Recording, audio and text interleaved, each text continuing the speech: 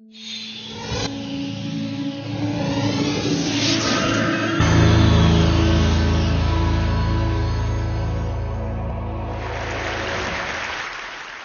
a year and a half ago, Stephen Lawler, who also gave a talk here at TED in 2007 on Virtual Earth, brought me over to become the architect of Bing Maps, which is Microsoft's online mapping effort.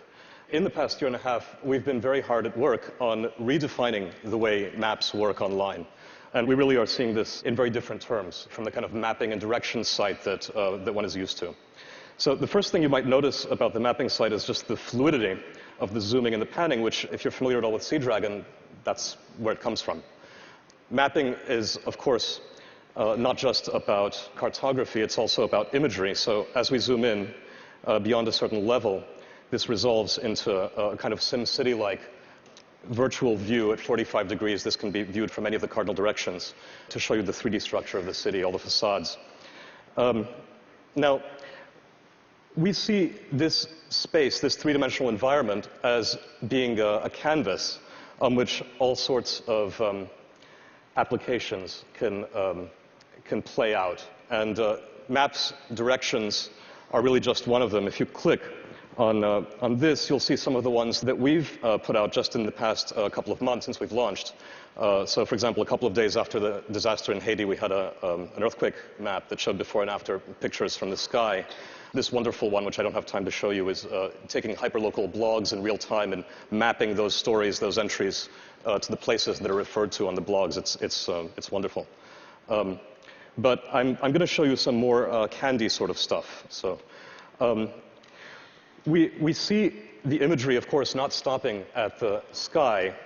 These little green bubbles represent photosynths that users have made. I'm not going to dive into them either, but photosynths are integrated into the map. Everything that's cased in blue is an area where we've taken imagery on the ground as well. And so when you fly down from the, thank you. When you fly down to the ground and you see this kind of panoramic imagery, the first thing that you might notice is that it's not just a picture. There's just as much three-dimensional understanding of this environment as there is of the three-dimensional city from above. So, if I click on something to get a closer view of it, then the fact that that transition looks as it does is a function of all of that geometry, all of that 3D understanding behind this model. Now, I'll show you a fun app that we've been working on in collaboration with our friends at Flickr. This takes Flickr georegistered imagery and uses photosynth-like processes to connect that imagery to our imagery. So I'm not sure if that's the one I actually meant to pull up, but notice this is, of course, a popular tourist site, and there are lots of photos around here. And these photos are all taken at different times. So this one was taken around 5. So that's the Flickr photo. That's our imagery. So you really see how this kind of crowdsourced imagery is integrating in a very deep way into the map itself. Now, the reason this is interesting, thank you. There are several reasons why this is interesting, and one of them, of course, is time travel. I'm not going to show you some of the wonderful historic imagery in here, but there's some with horses and carriages and so on as well. But what's cool about this is that not only is it augmenting this visual representation of the world with things that are coming in from users, but it also is the foundation for augmented reality, and that's something that I'll be showing you more of in just a moment. Now, I just made a transition indoors. That's also interesting. Okay, notice there's now a roof above us. We're inside the Pike Place Market, and this is something that we're able to do with a backpack camera. So we're now not only imaging in the street with this camera on tops of cars, but we're also imaging inside. And from here, we're able to do the same sorts of registration, not only of still images, but also of video. So this is something that we're now going to try for the first time live, and this is really, truly very frightening. Okay. All right, guys, are you there? All right, I'm hitting it. I'm punching play. I'm live. All right, there we go. So these are our friends in Pike Place Market, the lab. Thank you.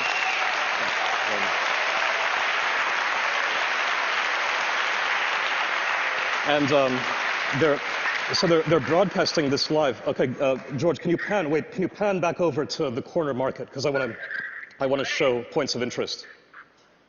Hey, yo, no, the other way. Yeah, back to the corner, back to the corner.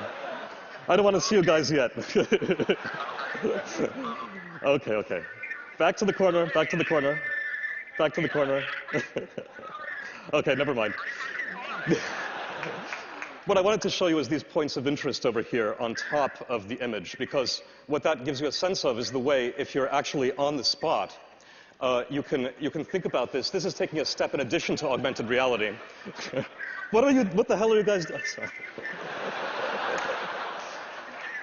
We're doing two different things. Okay, I'm hanging up now. We're doing two different things here. One of them is to take that real.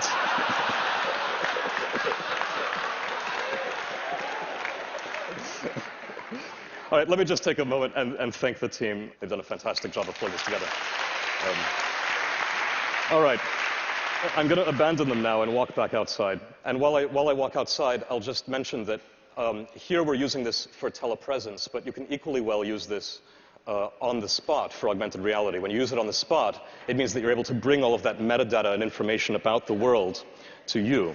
So here we're taking the extra step of also broadcasting it. That was being broadcast, by the way, on a 4G network from the market.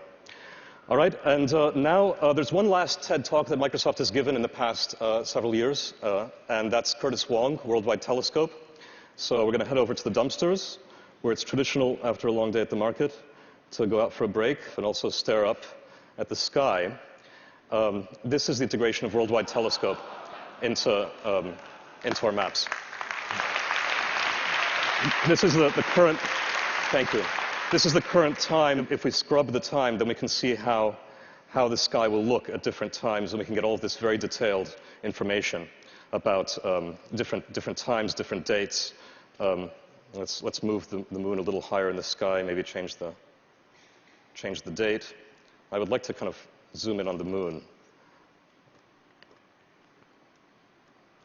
So this is astronomically complete representation of the sky, integrated right into the Earth. All right, now I've overrun my time, so I've got to stop. Thank you all very much.